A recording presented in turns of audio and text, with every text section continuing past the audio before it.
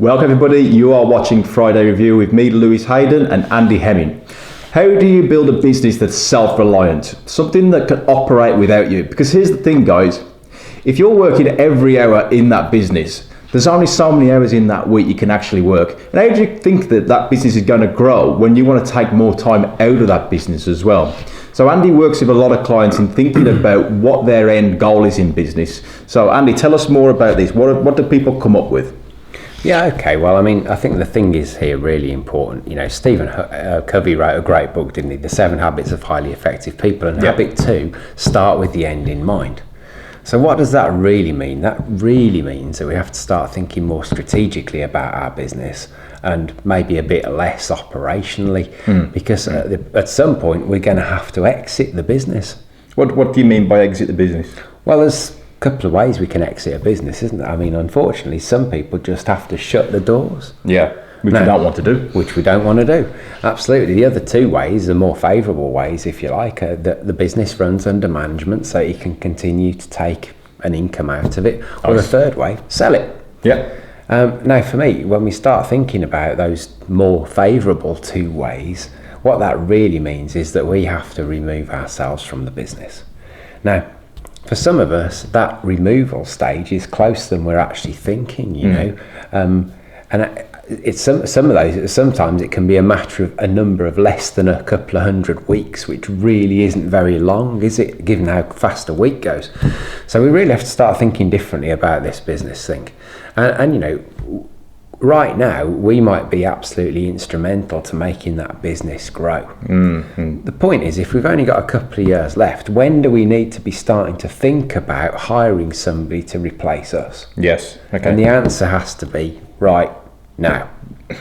Yeah, right now. No time like the present, right? Because it's not the right time to hire somebody, it's the right person. And how long might it take you to find the right person? So, you know, if you're operating on a short time scale, start thinking about that person now. How far are you going to take your business? The content you're learning in this video is only the tip of the iceberg. If you're ready to take your business to the next level and start implementing the right strategies that are right for you, then now is the time to book your complimentary coaching session. In the session, we explore what strategies will get you to where you want to be in the most effective way possible. Book your coaching session today.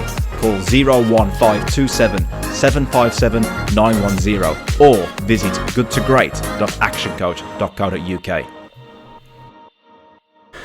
So what's the next thing that pops into people's mind when they come across that? They think, well, that person's probably going to be quite expensive because they've got to replace me. Well, that's true. But let's think about it from this perspective. Let's say you want to sell the business. Would you like to be able to just walk away from your business? Or do you plan to be stuck in there on an earn out while you find somebody who can replace you? So you either do it now or you do it then. It's up to you. It might not be the right person when you do. Yeah. Absolutely right. The second thing is here, if you sell your business with it operating without you, what multiple will you get? Will it be more than if it doesn't? Of course it will. So if we think about it in this context, let's say you've got a business that's worth, I don't know, a couple of £1 million, and you've got to hire somebody right now and pay them 100 grand a year to come into the business and replace you over a period of 3 years. And then let's say you're going to pay them, I don't know, 5% of the sale value as a bonus for helping you get there, just to make something up. So let's say 3 years at 100 grand, 300 grand. Yeah. Now, currently you've got a business that's worth a couple of million. So maybe that's 2 or 3 times profit multiple. When it operates without you, what will the multiple be? 5 or 6. Okay, so your business now goes from 2 million value to 4 or 5 million pounds value. Interesting. And you've paid somebody 300 grand over the next 3 years to help you make an extra 2 or 3 million. And then you pay them 5% of the sale value because they helped you get there. And you might not even need to do that.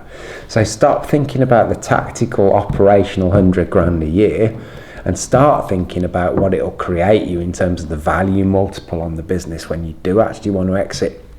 And the time impact it'll have on you, because you can actually remove yourself from the business rather than be tied into it for the next couple of years while you try and find the right person to replace you.